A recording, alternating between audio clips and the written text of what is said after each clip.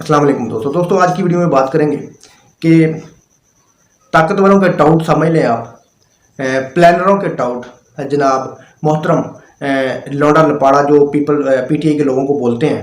मैंने उनका नाम चवल कुत्ती रखा हुआ है। तो चवल कुत्ती और मुनीब फरूक चोटी के टाउट हैं ताकतवरों के। वो क्या कह रहे हैं आप ये वीडियो सुने। उसके साथ काशिफ अब्बासी साहब भी बैठे हुए थे और इरशाद भट्टी साहब भी बैठे हुए थे। इन दोनों टाउटों की आप गुफ्तगू सुने जो इकरार कर रहे हैं कि पीटीआई इमरान खान कितनी सीटें जीते, कौन कौन कितने कितने मार्जिन से हारा।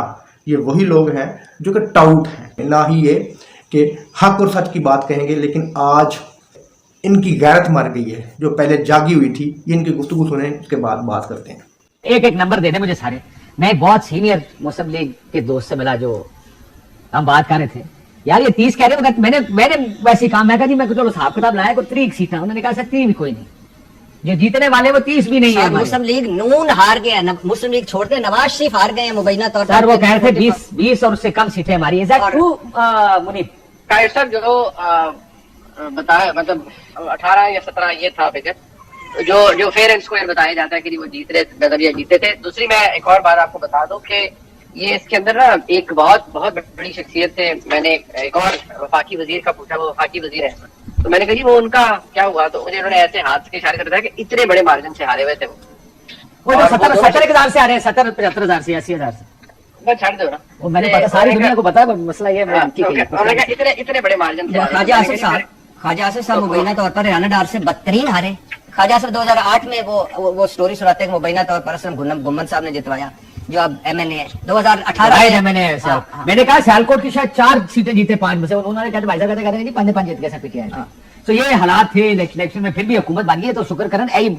और मजे की बात है 5 घड़ियां तोशा खाना से लेकर ख्वाजा साहब भी घड़ी उतार के दिखाते हैं उधर। अंदाजा करें यार खुदा के लिए। ठीक, 15 सीटें मुझे नून की बूढ़ी औरतों से हमारे दोस्त ने कहा 15 सीटें नून जीती है। मुनीब 17-18 कह रहे हैं। मेरा ख्याल है दैट्स रफली the figure that they think कि शॉर्ट जीती हुई थी। बहरहाल सवाल सारों पे उठ गया। अब तीनों यूट्यूबर्स से मेरा एक आखिर में सवाल है।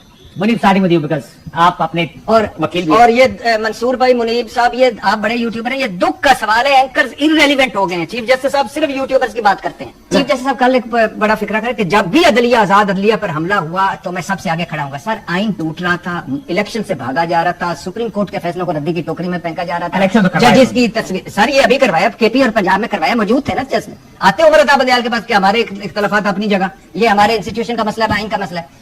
आइन टूट रहा था, जरदारी साहब और इसहाक डार के दरमियान बैठ के सारी जजेस मुखालिफ तकरीरें सुन रहे थे आइन की शान के लिए। उधर आइन को नहीं रिस्टोर किया, उधर उमर अता बंदयाल के चैम्बर तक नहीं गए, जरदारी साहब के दरमियान में आ गए आइन के लिए। तो ये उस वक्त सारा जायज था। अब सारा अल्हम्दुलिल्लाह हम सारे बुरे हो गए। खैर ये यूट्यूबर की बात हो रही है, आप यूट्यूबर्स के बारे में कहते हैं मंसूर, यूट्यूबर्स ने एक चीफ जस्टिस ऑफ पाकिस्तान को गुस्सा दिला दिया है।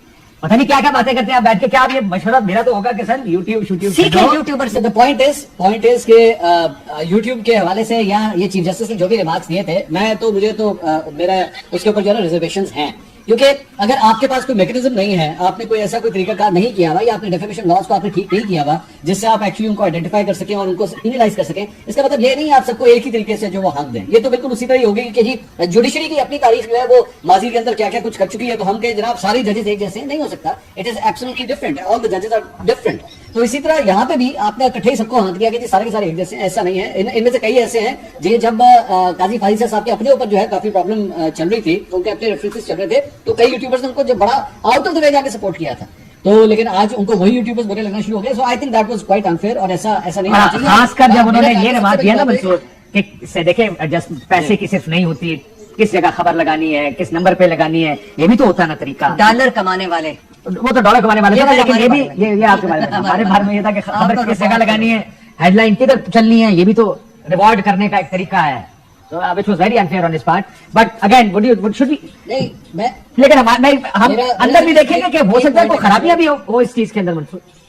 नहीं है, कौन कहता नहीं है? Who says? वो बड़ा बेवकूफ होगा जो कहेगा कि जनाब यूट्यूबर्स के दरमियान प्रॉब्लम्स नहीं है। बिल्कुल है, फेक न्यूज का इशू है, गलत एनालिसिस का, फेक न्यूज की बुनियाद के ऊपर बैठ के अपना एनालिसिस बना देना, ये बहुत बड़ी प्रॉब्लम है और उसको आइडेंटिफाई करना चाहिए। मैं क्यों उसको कहूँ कि नहीं जनाब आजादी इज़हार राय है, बोलने दे जो कुछ बोलना है, लेकिन ये भी कोई बात नहीं है कि आप सबको जो है वो एक ही उसमें कह दें कि जनाब एक्सटेंशन या परमानेंट होने वाली है। पहले भी जिक्र हुआ और ये बड़ी बात चल रही है। क्या ये हो रहा है कि चीफ जस्टिस ऑफ पाकिस्तान 3 साल के लिए चीफ रहेंगे? कोई कानून साज शायद साहब ये ऐसी बातें सुनी थी, लेकिन कोई कहा जाता है कोई ऐसी टेंजिबल चीज नजर नहीं आई कि जिसके अंदर हो गई कोई ऐसा ड्राफ्ट हो या वर्किंग पेपर हो या प्रपोजल हो जिसके ऊपर कोई काम हो रहा हो किसी जगह के ऊपर। ये किसी की ख्वाहिश जरूर हो सकती है, लेकिन मेरा नहीं ख्याल है ये होगा। और अगर होगा तो फिर तो बिल्कुल ही वो मतलब क्रेडिबिलिटी वैसे भी कोई नहीं है निजाम की या उस तरह, तो वो तो फिर बिल्कुल ही लग जाएगा नहीं कि ये तो फिर एक दूसरे को बेनिफिट करने के लिए अंजुमन सताइश बामी बैठी हुई है। दूसरी बात अभी जो यूट्यूब के हवाले से हुई, माशाल्लाह बहुत बड़ा सक्सेसफुल प्लेटफॉर्म है मसूर अली खान का और भट्टी साहब को भी माशाल्लाह। मैं सिर्फ इतनी बात करता हूँ कि मैंने जो चीज देखी है, मतलब हमारे तो 7 महीने हुए हैं इसके अंदर, कि खबर के ऊपर तजिया and all that is fine, लेकिन कुछ हमारे दोस्त ऐसे हैं जो सहाफत नहीं वहां करते, वो 2 काम करते हैं, एक है कैंपेनिंग, दूसरा है एक्टिविज्म।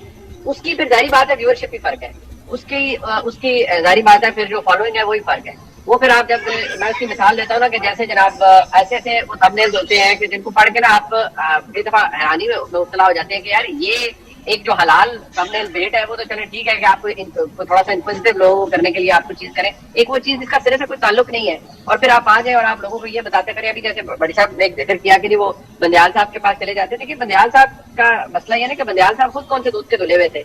बंदयाल साहब भी हाईली पॉलिटिकल जज और वो इतने पोलिटिसाइज जज थे। आपको एक बहुत बड़ी मीटिंग के अंदर एक जगह ब्रीफिंग में कहा गया, बंदयाल साहब ने ना यूं ऐसे बैठे हुए थे, उनके साथ 1-2 और जजेस थे, उन्होंने कहा देखिए हम तो आइन और कानून की बात करते हैं।